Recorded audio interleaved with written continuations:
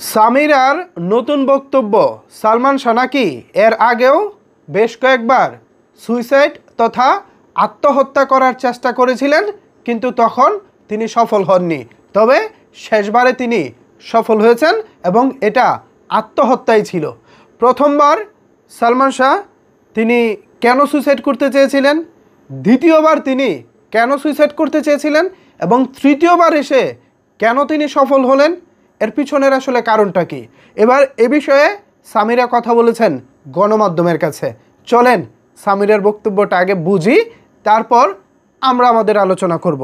Viewers, Samira বলতেছে ও Salman Shah mentally suicidal by nature, অর্থাৎ ও সবসময়ই সুইসাইড করার জন্য প্রস্তুত, সে মানসিকভাবে প্রস্তুত, সে সুইসাইডের জন্য অলওয়েজ প্রস্তুত থাকে।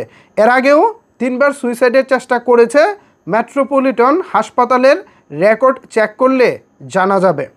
একবার মায়ের সঙ্গে ঝগড়া করেছিল, আরেকবার আমাকে বিয়েতে রাজি করানোর জন্য করেছে, আরেকবার অন্য একটি ঘটনায় সে আত্মহত্যার চেষ্টা করেছিল।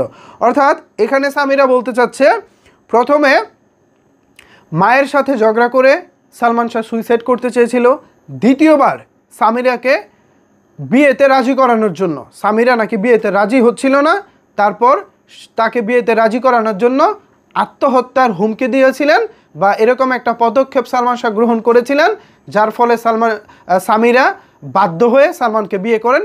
এরপর অন্য আরেকজনের সাথেও সেম কিছু একটা ঘটনা নিয়ে আত্মহত্যার একটা পন্থা নিয়েছিল, এরকমটা সে দাবি করতেছে।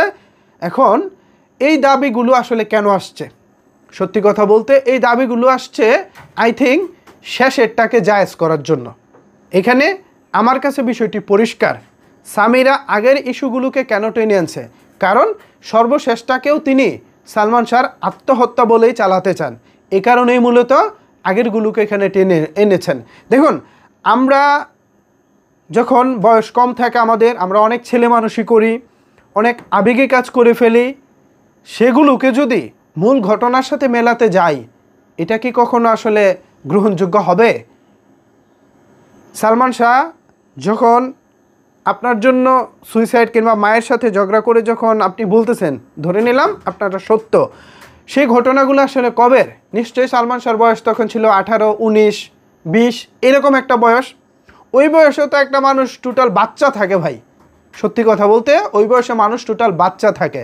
মানুষের পরিণত বয়স, মানুষ পরিণত হয় মূলত 25-এর পর থেকে। 25-এর পর থেকে মানুষ বাস্তবতা বুঝতে শিখে, ঠিক তখন থেকেই মানুষ পরিণতভাবে চলাফেরার চেষ্টা করে। তো সালমান যখন মৃত্যুবরণ করেন তখন তিনি পরিণত বয়সের। এছাড়া 18-19 বছরের যুবক নন তিনি, বা 18-19 বছরের সাধারণ মানুষ নন তিনি।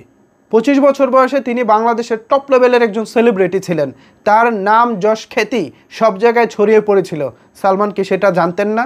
তার একটা সিনেমার জন্য হাজার হাজার মানুষ টিকিট কেনার জন্য লাইন ধরে দাঁড়িয়েছেন, প্রত্যেকটা সিনেমা হাউসফুল যাচ্ছে, সেটা কি তিনি জানেন না? এটা জানার পর তিনি আত্মহত্যা করবেন, এটা কি কোনো পাগলে বিশ্বাস করব?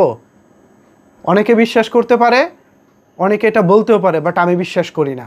আমার কাছে কেন জানি মনে হচ্ছে সামিরা অতীতগুলোকে টেনে আনছে বর্তমানকে জায়েজ করার জন্য। সামিরাকে এখনও কেন ধরা হচ্ছে না জানি না, অতি সত্বর তাকে ধরা উচিত, তা না হলে কখনোই সত্য উন্মোচিত হবে না না না। সো ভিউয়ার্স, এ বিষয়ে আপনারা কি ভাবছেন, আপনারা কি বলতে চান জানিয়ে দিন আপনার মতামত নিচের কমেন্টস বক্সে। ধন্যবাদ সবাইকে এতক্ষণ আমার সাথে থাকার জন্য।